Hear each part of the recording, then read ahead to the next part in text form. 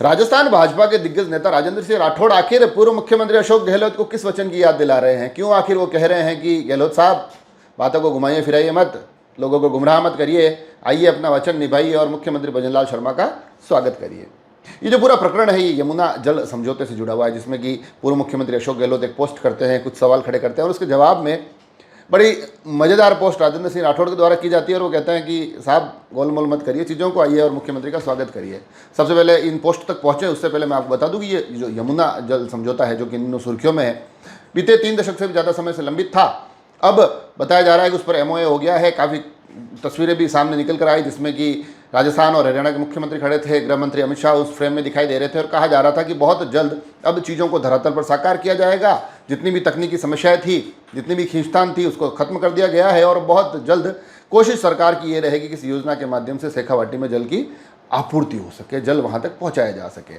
तो अच्छी बात है, उसको लेकर लगातार मुख्यमंत्री भजनलाल शर्मा को बधाइयाँ और शुभकामनाएं भी दी जा रही है। कहा जा रहा है कि बड़े क्रांतिकारी उन्होंने काम किया है।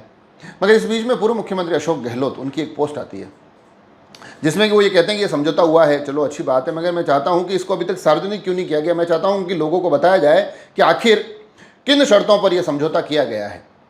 ये जो MOA हैं ये इसको सार्वजनिक क्यों नहीं किया जा रहा है। इसके बीच में वो कई तर्क देते हैं और आखिर में आते आते पुनः उसी बात को दोहराते हैं कि मेरी मांग है कि आज हस्ताक्षरित किए गए इस MOA की प्रति तत्काल सार्वजनिक की जाए और साथ ही जनता से ये महत्वपूर्ण दस्तावेज छुपाना नहीं चाहिए। लोकतंत्र में पारदर्शिता बहुत कुछ होती है और ये तमाम चीज़ें कहते हुए वो ये मांग करते हैं कि इसको सार्वजनिक किया जाए। हालांकि यहाँ पर एक रोचक पहलू यह भी है कि भारतीय जनता पार्टी के कई लोग ये भी दावा कर रहे हैं कि पूर्व मुख्यमंत्री ने ये कहा था कि अगर यमुना जल समझौता हो जाता है तो वो स्वयं जाकर मुख्यमंत्री भजनलाल शर्मा का स्वागत करेंगे।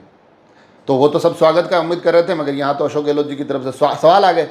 हालांकि इन सवालों के बाद राजेंद्र राठौड़, भारतीय जनता पार्टी का जो कद्दावर चेहरा है, उनका एक पोस्ट आया है जिसमें कि वो सीधा सीधा अशोक गहलोत पूर्व मुख्यमंत्री को कह रहे हैं कि साहब आखिर आप बातों को घुमा फिरा कर क्यों कर रहे हैं? अगर आपको इस पर आपत्ति है तो ये बोलिए आप कि हम कांग्रेस पार्टी वाले सभी लोग इसके खिलाफ है, आप आइए और इसका विरोध करिए। बड़ा ही एक वो जो होता है ना कि राजनीति में कई बार कई चीज़ें बड़ी अलग तरीके से कही जाती है, तो बस कमोबेश वैसी ही भाषा इसमें दिखाई दे रही है और उनका कहना है कि अगर आपको आपत्ति है तो आइए और विरोध करिए कि ये समझौता क्यों हुआ है। कम से कम अब तो स्पष्टवादिता से बोलना शुरू करिए आप। तो इसके बाद वो उनके कार्यकाल की भी याद दिलाते हैं और तमाम चीज़ें कहते कहते और जवाब देते देते आखिर में वो कहते हैं कि ये जो यमुना जल समझौता है वो राजस्थान, विशेषकर शेखावाटी जो क्षेत्र है, उसके लिए एक ऐतिहासिक अवसर है। तो ऐसे अवसर पर आपको दलगत राजनीति से ऊपर उठकर हृदय से इसका स्वागत करना चाहिए। आपने तो स्वयं कहा था कि यदि ये समझौता हो गया तो मैं भजनलाल शर्मा मुख्यमंत्री राजस्थान का स्वागत करूंगा। तो अब समय आ गया है कि आप दाएं बाएं इधर उधर की बातें ना करें, अपने शब्दों पर कायम रहे और आइए और स्वागत करें। तो बड़ी राजनीति का एक रोचक एक दंगल, एक बातचीत का एक पूरा वातावरण यहाँ देखा जा रहा है। अब राजनीति में ये तमाम चीज़ें चलती रहती है। आप इनको कैसे देखते हैं मुझे जरूर बताएं। जुड़े रहे राजसमंद एक्सप्रेस से। धन्यवाद।